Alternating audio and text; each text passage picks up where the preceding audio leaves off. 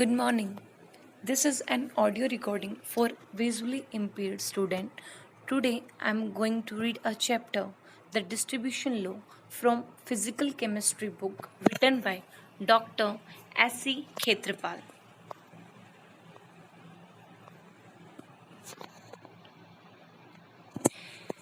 Introduction. Definition of the distribution law. It is observed that when a solid or a liquid is added to a mixture of two immiscible liquid, in both of which it is soluble, example iodine to a mixture of carbon disulfide and water, or sunic acid to the mixture of ether and water, it distributes itself between the two liquids in such a manner that the ratio of concentration of a substance in the two liquids is always constant at constant temperature. These observations were made by Berthold and Jensfilk in 1872. However, it was pointed out by Nurse in 1891 that the ratio of the concentration is constant only when the solute has the same molecular weight, means the molecular state, in both the solvent. And hence the generalization was put in a proper form by Nernst and is called the Nernst distribution law. It states as follows. A solute, it may be solid or liquid, distribute itself between the two immiscible solvent in such a way that the ratio of the concentration of the solute in the two solvent is constant at constant temperature, independent of the pressure any other molecular species, provided that the solute has the same molecular state in both the solvent. Thus, if a solute X distributes itself between the two immiscible solvents A and B, then if X remain in the same molecular state in both the solvent, we will have concentration of X in solvent A by concentration of X in solvent B is equal to C1 by C2 is equal to K, a constant. The constant K is called the distribution coefficient or the partition coefficient. To test the validity of the law, to verify the law experimentally, different amount of a solution of iodine may be added to a mixture of water and carbon tetrachloride or CS2 taken in the different bottles. These are then shaken and allowed to stand. A known volume of each layer is pipetted out and then titrated against hyposolution to find out the concentration of iodine. Similar experiment may be performed with solute and immiscible solvents. A few results of some earlier experiment shows that the ratio of C1 by C2 is almost constant, nearly equal to 5.2 in each cases within the experimentally error condition under which the distribution law is valid. The distribution law is valid only if the following conditions are satisfied. First, the temperature must remain constant throughout the experiment. Second, the two liquids, means solvents, should be mutually immiscible. Third, the amount of the solute added should be small. Example, the solution should be dilute. This is essential because in certain cases, the solute added affect the mutual solubility of the solvent. Fourth, the solute must have the same molecular state in both the solvent. Example, it should not undergo association or dissociation in any of the solvent or combination with any of the solvent. Thus, the law is not valid for the distribution of benzoic acid between water and benzene because it has been observed that in benzene, benzoic acid undergo association to form dimer. Example, it exists as C6H5COOH twice. Similarly, the law is not valid for the distribution of any electrolyte like ethyl acid between water and a non-polar solvent like benzene, CS2, CCl4, etc. because the electrolyte undergo dissociation in water.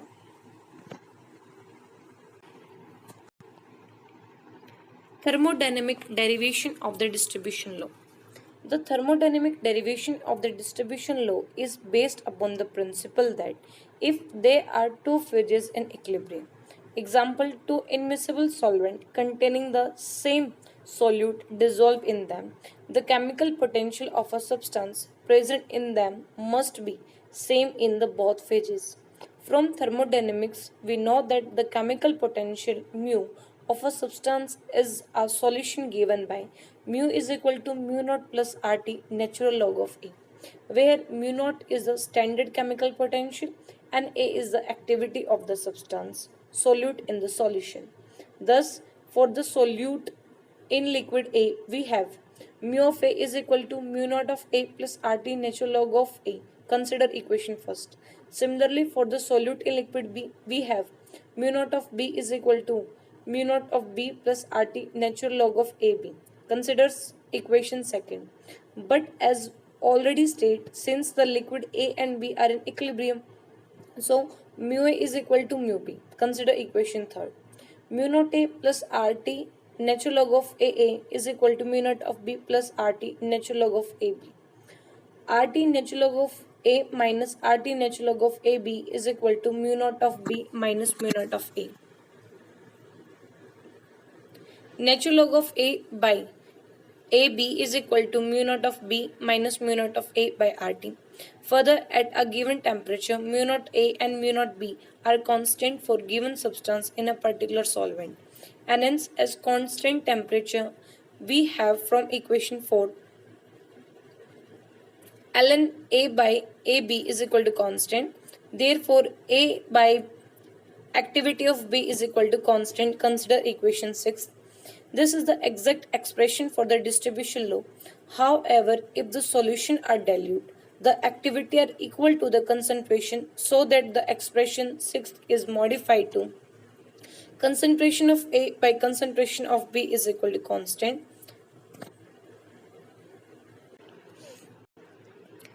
Which is the original form of the distribution law. Change in a molecular state and a distribution law. As mentioned earlier, Nernst was the first person to point out that the distribution law in the form C1 upon C2 is equal to constant is applicable only if the solute remain in the same molecular state in both the solvents. Example, it does not undergo association or dissociation in any of the solvent or combination with any of the solvent. If, however, such changes take place in any of the solvent, then the law cannot be applied to the total concentration of the solute in a two phases, but only to the concentration of the identical molecular spaces in two phases. In each of these cases, the distribution law equation is modified as discussed below for a few simple cases. Case first, when a solute undergo association in one of the solvent. Suppose the solute X remain in the normal molecular state in the phase 1, but n molecules of it associated to form complex molecule Xn in phase 2nd. Then the following two equilibrium will exist simultaneously. First, X is in equilibrium with X phase 1 and phase 2. Second, n number of molecule of X is in equilibrium with Xn in same phase 2nd. Suppose the total concentration of solute X in phase 1 is equal to C1 and total concentration of solute X in phase 2 is C2. Also suppose alpha is a degree of association of the solute in phase 2nd. Then the concentration of the associated molecule in phase 2nd. Example Xn is equal to 1 by n C2 alpha. And the concentration of the unassociated normal molecule in phase 2nd is equal to 1 minus alpha C2. Applying the distribution law to equilibrium, first we get concentration of solute X in phase 1 by concentration of normal molecule of X in phase 2nd is equal to constant. C1 upon 1 minus alpha into C2 is equal to constant. Consider equation first. Again, applying the law of chemical equilibrium to equilibrium second, we get concentration of associated molecule in phase 2nd by concentration of normal molecule in phase 2nd raised to power n is equal to constant. 1 by n C2 alpha divide 1 minus alpha into C2 की power n is equal to constant. Consider equation second. C2 alpha divide by 1 minus alpha C2 raised to power n is equal to constant, where n is equal to constant. Taking the nth root, we get nth root C2 alpha divide 1 minus alpha C2 is equal to constant. Dividing equation first by equation second, we get C1 divide n root C2 alpha is equal to constant, exact formula. When the molecule in a phase second are almost completely associated, alpha is equal to 1. Therefore, C1 divide nth root of C2 is equal to constant, approx formula.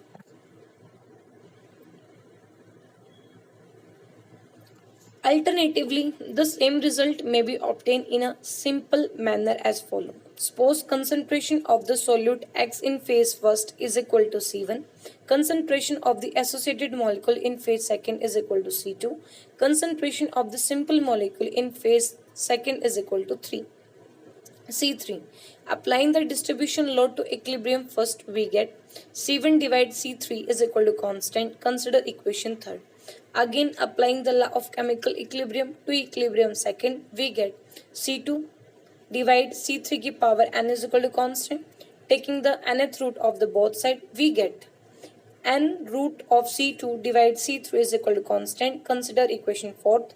Dividing equation third by equation fourth, we get C1 divide nth root of C2 is equal to constant, which is the same as derived above.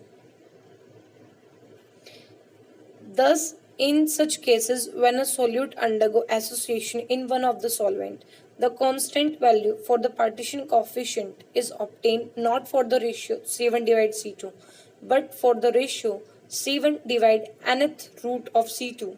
This relationship has been confirmed by studying the distribution of benzoic acid between water and benzene.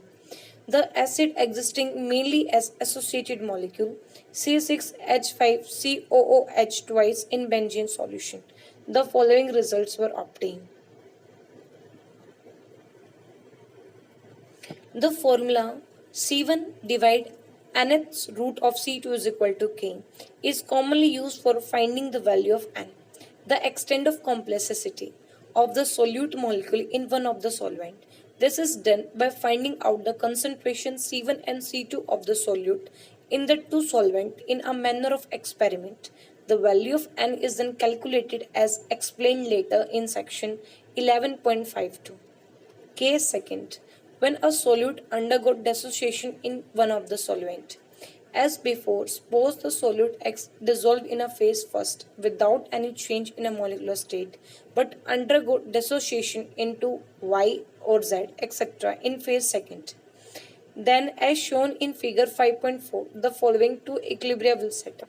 First, X is in equilibrium with X in phase second. Second, X with equilibrium Y plus Z in same phase second. Suppose the total concentration of solute X in phase 1 is equal to C1. Total concentration of solute X in phase second is equal to C2. Also suppose the degree of dissociation of a solute in the phase second is alpha. Then the concentration of undissociated molecule in phase second is equal to 1 minus alpha into C2. Applying the distribution load to equilibria, we get C1 divide 1 minus alpha into C2 is equal to K. Note, it is obvious that if a solute undergo dissociation in phase 1, with degree of dissociation is equal to alpha, but remain normal in phase second, then the formula obtained will be C1 into 1 minus alpha divide C2 is equal to K. Similarly, if the solute undergo dissociation in both the phase with degree dissociation is equal to alpha in each, then the formula will be C1 into 1 minus alpha divide C2 into 1 minus alpha is equal to K. From the above expression, the degree of dissociation alpha can be calculated. Case third, when a solute undergo combination with one of the solvent. Suppose the solute X remain in the normal molecular state in phase first, but one molecule of it combine with n molecule of the solvent S to form the compound molecule XNS in phase second. The two equilibria will be established. First, X in phase 1 equilibrium with X in phase second. Third, X plus NS with an equilibrium with XNS in phase second. Suppose the concentration of solute X, normal molecule in phase 1 is equal to C1. Concentration of normal molecule in phase second is equal to C2. Concentration of solvent molecule in phase second is equal to Cs, and concentration of compound molecule in phase second is Cc. Applying the distribution law to equilibria, first we get C1 divided C2 is equal to K, the distribution coefficient. Consider equation fifth. Again, applying the law of chemical equilibrium to equilibrium third, we get Cc divide C2 multiply Cs raised to power n is equal to K1, equilibrium constant. Consider equation sixth.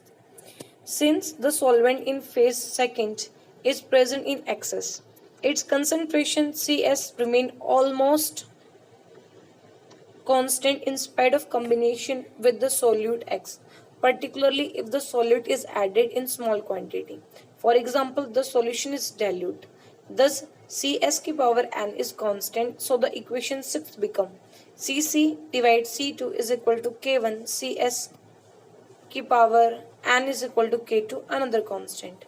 Adding 1 to the both side, we get 1 plus Cc divided C2 is equal to 1 plus K2, or C2 plus Cc divided by C2 is equal to 1 plus K2. Consider equation 7. Dividing equation 5 by equation 7, we get C1 C2 divide C2 bracket start C2 plus Cc bracket off is equal to K divide 1 plus K2. C1 divide by C2 plus Cc is equal to K divided by 1 plus K2 is equal to K3 and another constant. But C2 plus Cc is the total concentration of normal as well as the weighted molecule of the solute X in phase second. Thus, the above equation in fact implies that total concentration of solute X in phase 1 divide total concentration of solute X in phase second is equal to constant. And hence we conclude that when a solute enter into chemical combination with one of the solvent, there is no modification of the distribution law equation except that the numerical value of the partition constant is changed. Application of distribution law. The distribution law has been applied to the study of problem of both theoretical as well as practical interest, a few of which are brief discussed below. First, in calculating the solubility of a solute in a solvent. When the two immiscible solvents are in contact with each other and the solute is added in such a large excess that saturated solution are formed, then the concentration of this solution at this stage will be equal to their solubility. Assuming that the distribution law is applicable for such concentration, we will have C1 divided C2 is equal to S1 divided S2 is equal to K, where concentration C1 is equal to S1 is the solubility of the solute in solvent 1, and concentration C2 is equal to S2 is the solubility of solute in solvent second. Thus, knowing the distribution coefficient K and the solubility of a solute in one of the solvent, that in the other can be calculated. Second, in studying the extent of association or dissociation of the solute in a solvent, we have already seen that when a solute undergo association in one of the solvent, NX give Xn, in which its total concentration is C2 and has a normal molecular state in the second solvent, in which its concentration is C2, then distribution law formula is modified to C1 divide n root C2 is equal to K, the distribution coefficient. From this formula, the value of n can be calculated either by heat and trial method or by logarithm method as explained below. First, heat and trial method. The value of C1 and C2 obtained in different experiments are put in the equation. C1 divide n root C2 is equal to K. Then putting n is equal to 2, 3, 4, etc. One by one, the value of K are calculated in each cases. The number which give constant value for K is a correct value for n.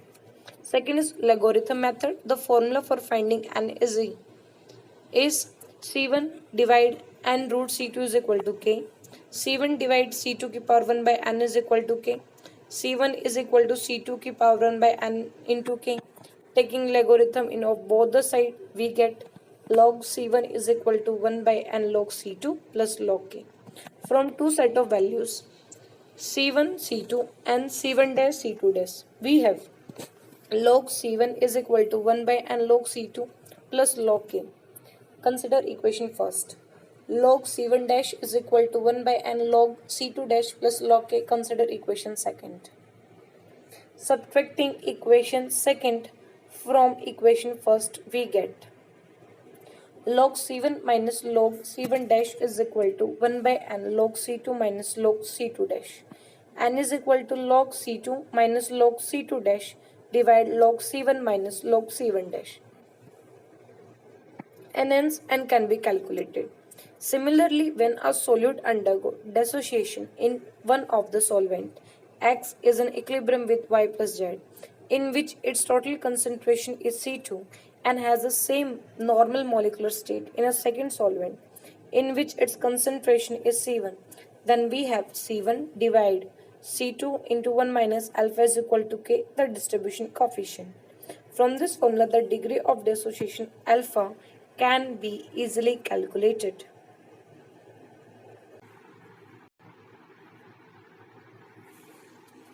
Third, in predicting distribution indicator, it has been seen that iodine distributes itself between CS2 and water with a distribution coefficient equal to 400 towards CS2.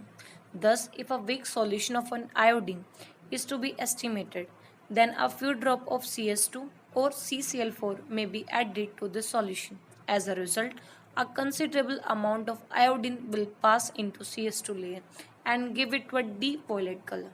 Now the solution may be titrated against hypersolution till the violet color in CS2 layer disappear. Thus, iodine act as a distribution indicator in this case. Fourth, in the study of chemical equilibria leading to the formation of complex ion, for example, Ki plus I2 give Ki3 or I negative plus iodine give I3 negative. KBr plus bromine, it will give KBr3, or Br negative plus Br2, it will give Br3 negative.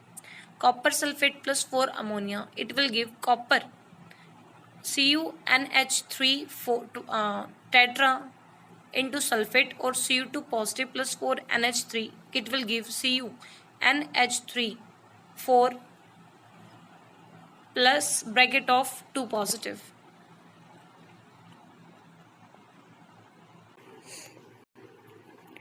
Distribution law help us to determine the equilibrium constant for any of the above equilibrium reactions and enhance to establish the formula of complex ion on the basis of the constancy in the value of the chemical equilibrium constant. As an example, let us consider the first equilibrium reaction, the study of this equilibrium involving the following step. First, the solution of iodine in CS2 is shaken with water to find out the distribution coefficient of iodine between water and CS2. Second, the solution of iodine in CS2 of non-concentration is shaken with Ki solution, also of non-concentration. Third, after the distribution of iodine is complete between the two layers, the concentration of an iodine left in CS2 layer is determined by titration against standard hyposolution. The result is then calculated as follows. Suppose that initial concentration of an iodine in CS2 layer is equal to A mole per liter. Initial concentration of Ki solution is equal to B mole per liter. Concentration of iodine left in CS2 layer after distribution is equal to C mole per liter. Distribution coefficient of I2 between water and CS2 is equal to K. As iodine react with Ki, the total concentration of an iodine free plus combined in an aqueous layer is much higher than if no Ki were present. Obviously, the total concentration of an iodine free plus combined in aqueous layer is equal to initial concentration of an iodine in CS2 minus concentration of an iodine in left in CS2 layer, A minus C moles per liter. Concentration of free iodine in aqueous layer can be calculated by applying distribution law. Example, concentration of free iodine in aqueous layer divide concentration of an iodine in CS2 layer is equal to K distribution coefficient. But concentration of an iodine in CS2 layer is equal to C moles per liter. Concentration of free iodine in aqueous layer is equal to Kc moles per liter. Amount of iodine that has combined with Ki is equal to A minus C minus Kc mole per liter, which is called d mole per liter. Now, according to the reaction Ki plus iodine, it will give Ki3. Number of mole of iodine combined is equal to number of mole of Ki combined is equal to number of mole Ki3 formed. Concentration of Ki3 in the aqueous layer is equal to d moles per liter. Concentration of an iodine in an aqueous layer is equal to B minus d mole per liter. Concentration of iodine in aqueous layer is equal to Kc moles per liter. Substituting this value in the equilibrium expression, K dash is equal to Ki3 divide Ki into I2. The equilibrium constant K can be calculated. Starting with different initial concentration of iodine and Ki solution, the value of K dash is determined in such cases. A fair consistency in the value of K dash confirms the formula of complex Ki3 or that of complex ion I3 negative. Fifth, in the process of extraction. The process of extraction is of great importance both in the laboratory and industry. In the laboratory, the process is often used for the removal of dissolved substance from an aqueous solution with the help of organic solvent like ether, chloroform, carbon tetrachloride, or benzene. In the industry, the process is used to remove the impurity from the product. Basically, the process involves shaking of the aqueous solution of the substance with an organic solvent which is immiscible with water, but in which the substance to be extracted is soluble. After shaking, the mixture is allowed to stand. Most of the substance passes into the organic layer from which the former can be separated out by distillating of the organic solvent. However, in order that the process of extraction may be more effective and efficient, the following two conditions must be fulfilled.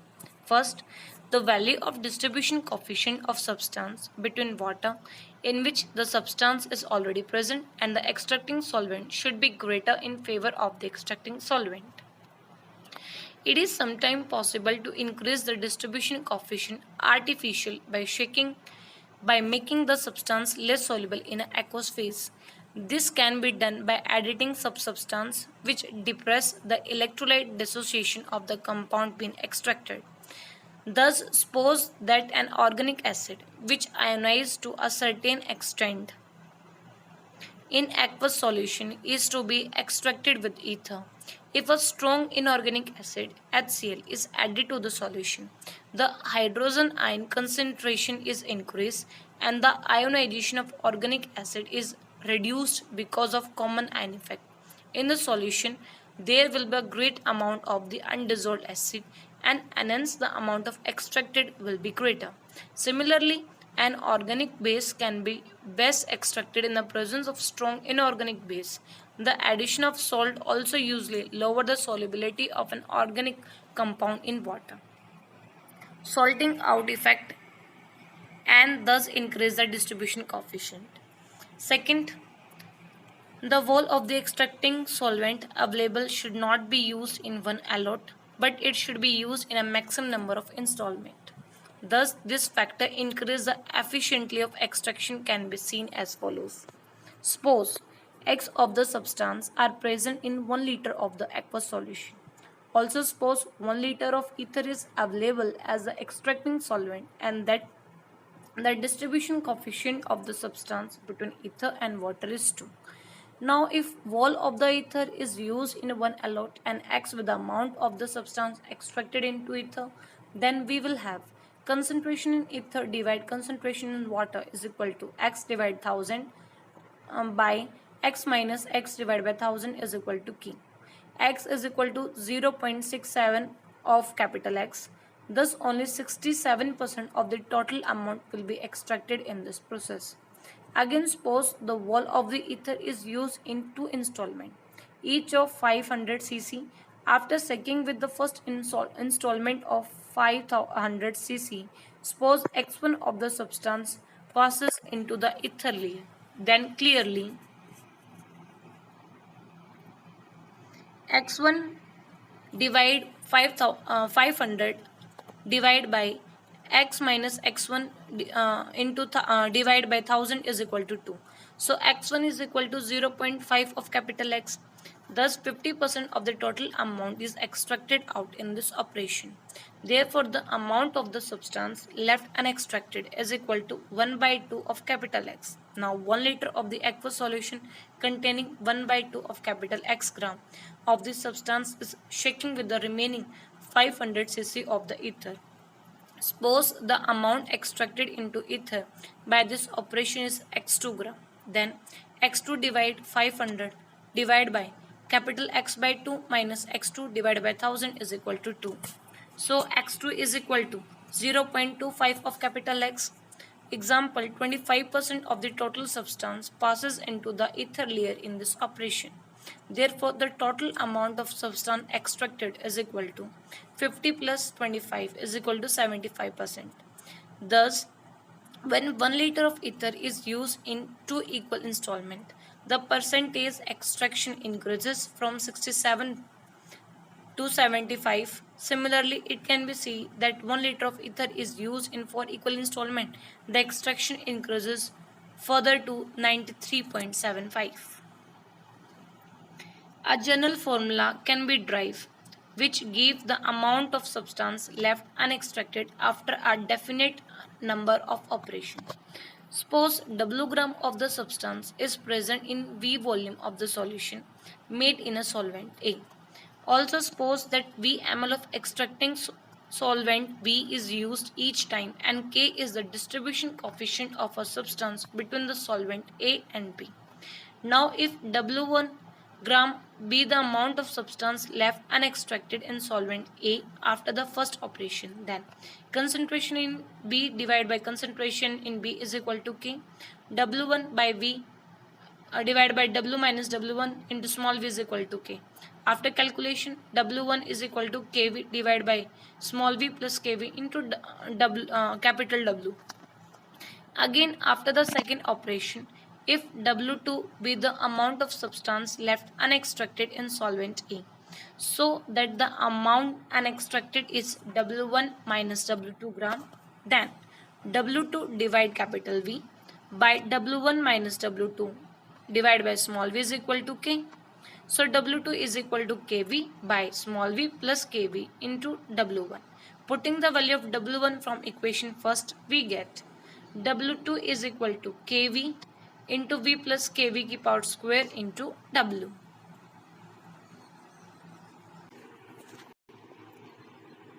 In general, after nth operation, the amount of substance left unextracted will be Wn is equal to Kv by small v plus Kv की power n into W. Consider equation third. In order that the extraction may be most efficient, clearly Wn should be smallest possible. This can be so only if the factor Kv divide V plus Kv की power n is as small as possible.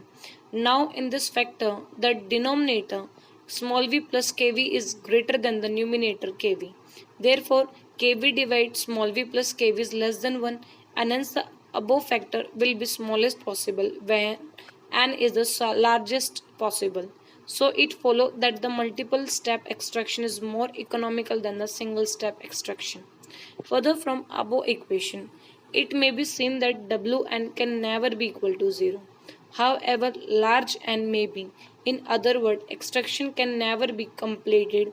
However, large number of extraction may be carried out. Otherwise, also it is clear that every time the substance left distribute itself between the two solvents, some quantity, however small, must be left unextracted. The principle of multi-step extraction holds good for washing the precipitate, whereby the impurity distribute between the liquid and the precipitate. Further, in Park process for desilverization of lead, also used is made up of the principle of extraction. Silver is more soluble in zinc than in lead. Zinc is miscible with molten lead. Thus, when zinc is added to Argentine ferrous lead, a large quantity of silver goes into the molten zinc layer, leaving little silver in the molten lead layer. Because the distribution coefficient of silver between zinc and lead is 300 at 880 degrees Celsius, zinc containing silver form the upper layer. Thus, by repeating the process, almost total quantity of silver can be extracted from Argentine ferrous lead. Sixth, in the determination of degree of hydrolysis, let us first study some terms and expression related to salt hydrolysis. Hydrolysis constant. The general equation for the hydrolysis of salt Ba may be written as Ba plus water. It will give Ha plus BOH. Applying the law of chemical equilibrium, we get Ha into BOH divided by Ba into water is equal to K, the equilibrium constant. Since water is present in very large excess in the aqueous solution, its concentration water may be regarded as constant, so that we have Ha into BOH by Ba is equal to K into water is equal to KH, where KH is a hydrolysis constant. Since Ha and BOH represent the molar concentration of the free acid and the free base produced, and Ba represent the molar concentration of the unhydrolyzed salt. The above expression for the hydrolysis constant may be written in Mohn journal way as Kh is equal to concentration of free acid into concentration of free base by concentration of unhydrolyzed salt. Degree of hydrolysis. The degree of hydrolysis of a salt is defined as the fraction of total salt which is hydrolyzed. For example, if in a solution of aniline hydrochloride, 90% of the solute is hydrolysis into aniline and hydrochloric acid, the degree of hydrolysis is 0.90 or may be expressed as percentage 90%. It is usually represented by the symbol H. H is equal to number of mole of salt hydrolysis divided by total number of moles of the salt taken. Expression for the degree of hydrolysis for solution of different type of salt. As salt of strong acid and strong base do not undergo hydrolysis, therefore to talk of KH or H of such salt is meaningless. The cases of the other three type of salt are discussed below. First, salt of weak acid and strong base. Representing salt by Ba as usual, the hydrolysis may be represented as below. Ba plus water, it will give BOH plus Ha. BOH is strong, H is weak. Or B positive plus A negative plus water, it will give B positive plus OH negative plus Ha. A negative plus water, it will give OH negative plus Ha. Example, it is a case of anion hydrolysis. Suppose the original concentration of the salt in the solution is C mole per liter and H is its degree of hydrolysis at this concentration. Then we have A negative plus water, it will give OH negative plus Ha. Original concentration at equilibrium C OH 0 H 0.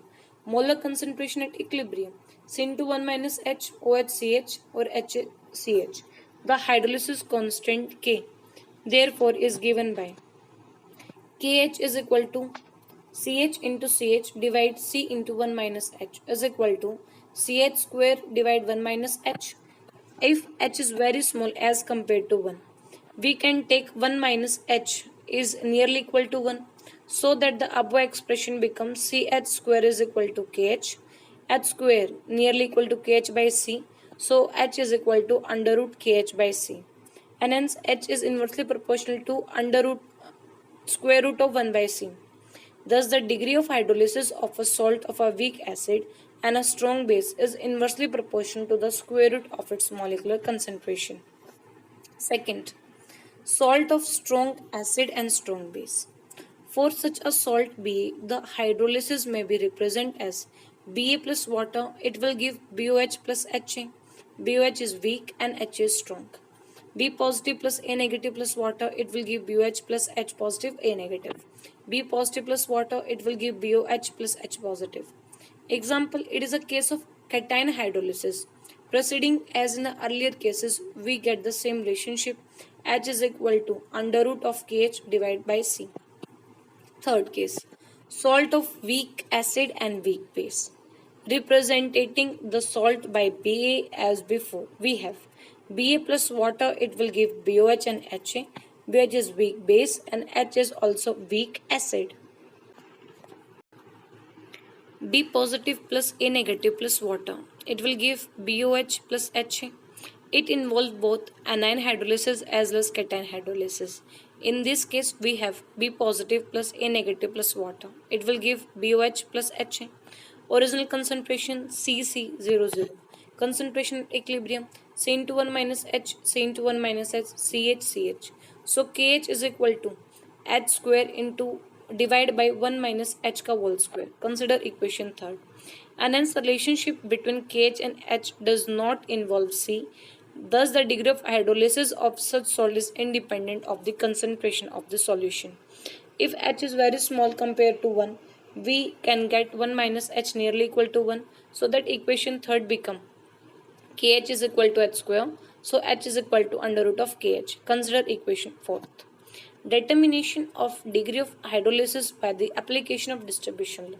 Suppose it is required to determine the degree of hydrolysis of aniline hydrochloride C6H5NH2 into HCl or C2H5NH3 positive Cl negative, which is a salt of weak base aniline and a strong acid HCl. The method consider of two steps as follow. First is the determination of the hydrolysis constant. Aniline hydrochloride is hydrolyzed as C6H5NH3Cl plus water. It will give C6H5NH3 positive OH negative plus HCl. Further, it will give C6H5NH2 plus water. The hydrolysis constant will therefore be given by KH is equal to free aniline into free HCl by unhydrolyzed salt. Thus, to get the value of KH, the aim is to find the molar concentration of free aniline, free HCl acid and unhydrolyzed salt in an aqueous solution of aniline hydrochloride. This is done by shaking aqueous solution of aniline hydrochloride of non-concentration with benzene. As a result, free aniline distribute itself between the two solvents, example water and benzene, whereas HCl acid and the unhydrolyzed salt remain in an aqueous layer only as shown. A. Calculation of concentration of free aniline in the aqueous layer. For this purpose, the concentration of aniline present in a benzene layer is found by taking a known volume of this layer, evaporating of the benzene and finding weight of aniline left. Having known the concentration of aniline in a benzene layer, that in the aqueous layer can be calculated if the distribution coefficient of aniline between water and benzene is known, which can be found by the separate experiment. Second, B. Calculation of concentration of free HCl produced. From the hydrolyzed equation, number of molecule of HCl produced is equal to total number of molecule of aniline produced. But total amount of aniline produced is equal to amount of aniline present in benzene layer plus amount of aniline present in aqueous layer. Each of these amount has already been calculated in step first. And hence the total number of molecule of aniline produces and hence the free HCl produces can be calculated. Knowing the volume of aqueous layer, the concentration of free HCl in aqueous layer can be calculated. C. Calculation of the concentration of an unhydrolyzed salt. From the hydrolysis equation, it is clearly that the number of molecule of salt hydrolyzed is equal to total number of molecule of aniline produces or free HCl produces, which has already been calculated in step B above. And hence, knowing the initial number of moles of the salt taken, the number of moles of salt left unhydrolyzed can be calculated. Further, knowing the volume of aqueous layer, the concentration of an unhydrolyzed salt can be calculated.